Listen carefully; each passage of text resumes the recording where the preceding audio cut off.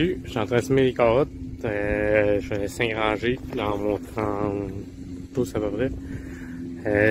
Si vous demandez combien de carottes il faut semer, si vous en semez trop, si va falloir que vous éclairciez vos rangées en masse, ben, dans le fond, dans 50 pieds comme ça, une ligne, là, pas les 5, là, mais je mets un petit sachet. Contiendrait 250 graines, c'est la quantité que je mets sur une ligne de 50 pieds au complet. Fait que il y a des sachets plus gros que ça, mais dans les petits formats normalement c'est à peu près ça, 250 graines. Et les plus gros formats, ben c'est la même affaire là. Si vous en avez 1500, ben c'est 250 graines par ligne. Avec 1500, vous êtes censé être capable de faire 5 lignes de 50 pieds. Puis si vous avez de la misère à les semer, parce que c'est des petites graines, ben, il y a aussi le choix de prendre des graines enrobées. Fait qu'à la place de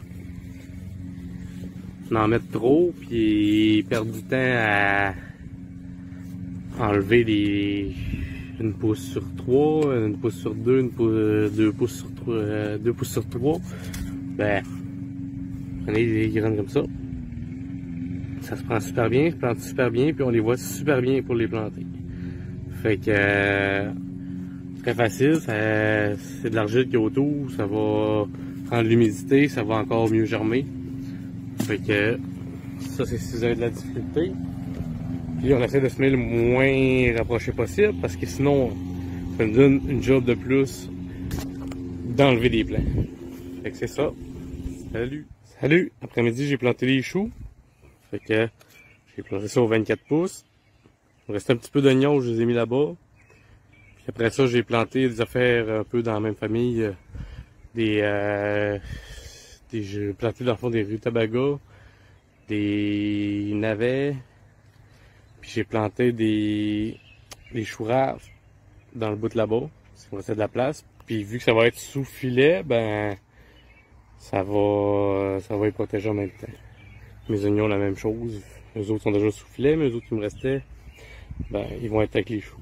Fait que c'est ça, je les ai plantés au 16 pouces, sur ma planche de 30 pouces, en zigzag.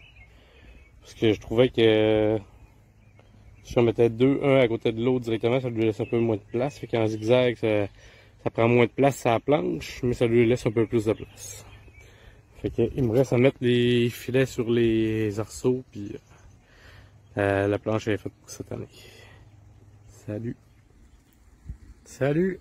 Cette année, j'y vais pour un système d'arrosage qui est au plus facile.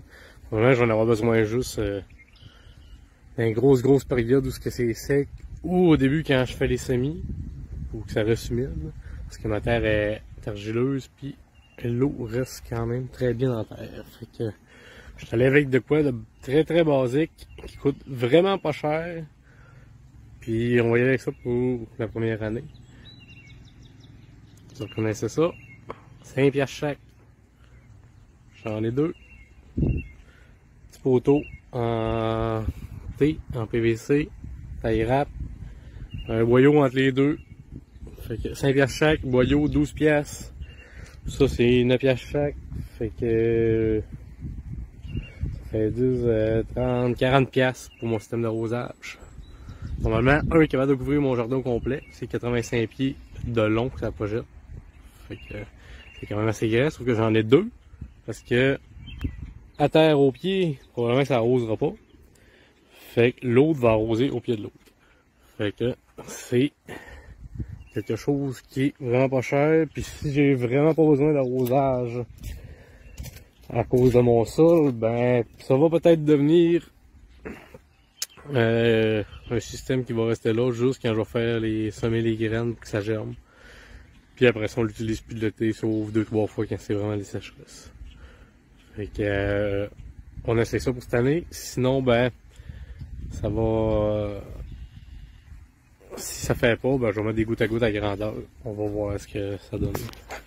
Sinon, j'avais parlé de mes filets pour les haricots, les concombres. J'avais dit que j'allais mettre une corde dans le haut. Je vais pas pour une corde, je vais pour un wire d'acier. ici. Coûte 25$ une bobine de 500 pieds. Là. Fait que ça fait vraiment pas cher. Les framboisiers, les tutorés, ça fait super bien. Les vignes aussi. Fait que le filet, j'ai mis une botte, mais ça pourrait être un briquet d'attache avec une chose pour serrer mon wire plus tard, pour le tendre. Je le passe en haut de mon rack à tomates. Je pogne mon wire. Puis dans le fond, excusez, je vais le passer dans chaque maille d'un côté puis de l'autre du filet jusqu'à là-bas. Puis là-bas, je vais la réaccrocher. Fait que j'en reviens tantôt.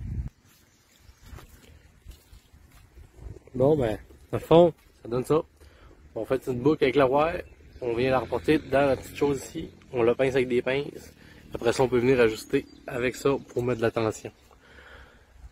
C'est passé genre de ça à ben dur. Et le problème, c'est que mes cages, ils penchent un peu sur le côté, mais c'est déjà plus raide que c'était.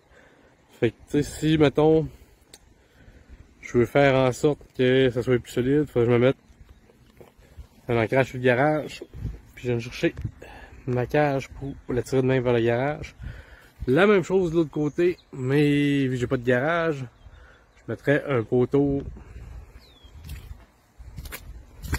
comme ça, en T, mais en métal, piqué en angle dans le sol pour tirer la cage de tomate de l'autre côté.